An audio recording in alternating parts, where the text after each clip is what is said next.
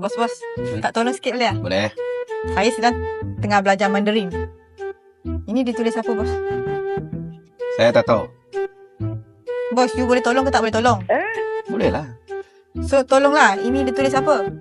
Saya tak tahu. Bos, you orang Cina. Ini tulisan Cina. Takkan you tak tahu? Dia tulis apa? Saya tahu lah. You tahu cakap lah. You tulis apa? Saya tak tahu. Bos, Ya. you sebenarnya you nak tolong saya ke tak? Boleh je. Apa? Ini kertas apa? Kertas putih A4 lah. Tak, maksud saya, ini tulisan. Dia tulis apa? Saya tak tahu. 我不知道. Ah, wo pu cintau tu apa dalam bahasa Melayu? Saya tak tahu. You tahu ke tak tahu? Saya tahu lah. Habis tu ni apa? Saya tak tahu.